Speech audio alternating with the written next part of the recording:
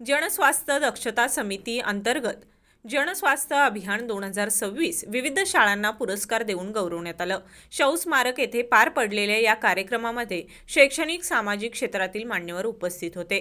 अध्यक्षस्थानी जिल्हा आरोग्य अधिकारी डॉक्टर अनिरुद्ध पिंपळे हे होते। आरोग्यदायी जीवनशैलीचा पाया हा शालेय स्तरावरच पक्का होतो, त्यासाठी हा पुरस्कार आणि जनस्वास्थ्य समूहाचे कार्य हे अनुकरणीय असल्याचे गौरव त्यांनी काढले।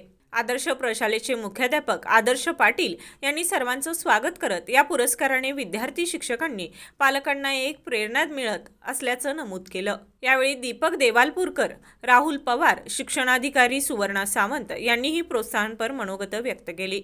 यावेळी आदर्श प्रशालेच्या विद्यार्थिनी विविध सामाजिक विषयांवर प्रबोधनपर असं नाटक सादर केलं।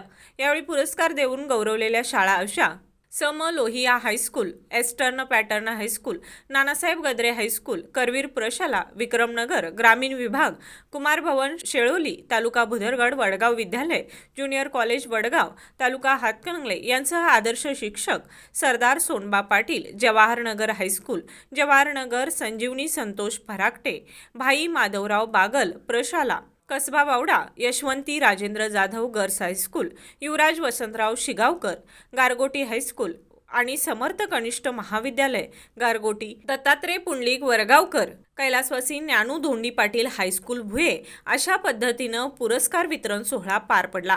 या कार्यक्रमाचं सूत्रसंचालन प्रकाश सुतार तर आभार प्रदर्शन लतीफ शेख यांनी केलं। या पुरस्कार वितरण सोहळ्याला जिल्ह्यातील विविध शाळांचे विद्यार्थी, शिक्षक, पालक मोठ्या संख्येने उपस्थित होते।